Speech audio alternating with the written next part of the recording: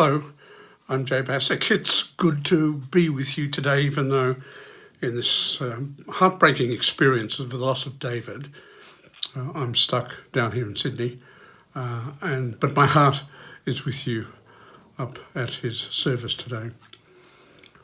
I guess I call myself David's godson. He's probably got a stack of them. But when I first became a Christian at about 16 in Brisbane, I'd never heard of the Bible. I didn't have a father. I didn't have a faith. And I lived next door to a young guy who said, come to church with me. So I went to the local Church of Christ. And from there, I hung around a bunch of people that I really liked. These were extraordinary, interesting, dynamic people. And they took me to a camp up at Caloundra in north of Brisbane. And it was a Church of Christ camp, and a lot of people there, a lot of young people, a lot of girls, a lot of smart young men, a lot of athletic types. And the guy running the camp was a guy called David Mansell, Church of Christ minister, had ministries all over the place, and had a very influential job to do running the youth camps.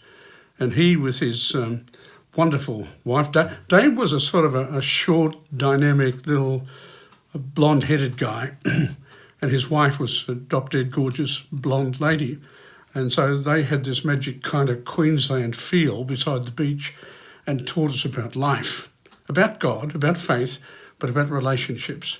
And I went to a couple of these camps, and one night as we were walking along the beach, and we all used to go arm in arm, and he came up and put his arm around my shoulder.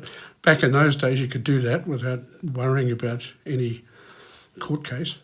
And he said to me, Jay, have you ever thought about serving Christ in the Christian ministry? Well, I hadn't, and I did. And so that led me to go back to school, study at night, go into Bible college at the Woolwich College in Sydney. And after 4 years of training, I went to a place. Well, I had a call. We call it a call to serve God in a church, and it was at Wollongong, and it was to establish a new church at Dapto.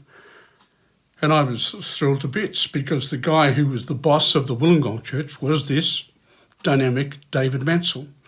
So I ended up going there as his assistant, and in the meantime, starting a new church down at Dapto. And so for 4 years, I got to work with this guy, I got to work with his people, and made a remarkable difference in the lives of people. He had the capacity to talk to people about faith and love and grace and repentance and life change like nobody I'd ever met.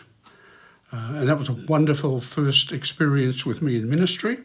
And then later, as I moved up to a place called Tilapia, his family moved up that way, and his kids started coming to church at the Tilapia Church of Christ. Years later, I got involved with him in other ways as he involved himself in, or was involved in running the YMCA and other businesses, and his dynamic leadership had a tremendous impact, not on just myself, but on lots of other people.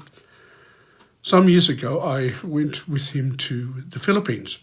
He'd started a business there and developed a relationship with the church, and he got me to speak at the Church of Christ in Manila, and it was an extraordinary experience. The thing that I liked best about it, other than the singing, which was dynamic, but the thing I loved best was the respect about which they spoke of David Mansell, Brother David, as they called him, and the impact that he had on these people for his love for Christ, his love for people, his capacity to talk to anybody, from the good, the bad, the ugly, the rich or the poor. That was the impactful thing on my life. And I was delighted to be at his 90th birthday when people told him he wasn't going to make it. And he said, watch me. And we did. And I'm sorry that, I'm not sorry. David's had a wonderful life. And I think I'm not saying God didn't do this, but he finally decided that it was time to go. In the New Testament, there's a story Jesus told, and I'd love to read it to you, but it would take longer than the service. About 3 guys who were given responsibilities to use some money from their master. The master was a greedy old you-know-what, and he came back and said, "What have you done with the money?" Well, one guy just wasted it and buried it because he was afraid, and the other 2 guys did something with it. And to one of those people who brought the money back and brought more, invested it, made it work, the master said to him, "Well done, you good and faithful servant. You've been faithful with some little things in life. Now you'll be entrusted with bigger things." David, you've been faithful with little things. Didn't get everything right, like all of us, made mistakes, but God has given you responsibilities for the future, and goodness knows what that will mean where he gets to be in the presence of Jesus. Thank you, David, on behalf of many of us who have found Christ and shared Christ because of your leadership.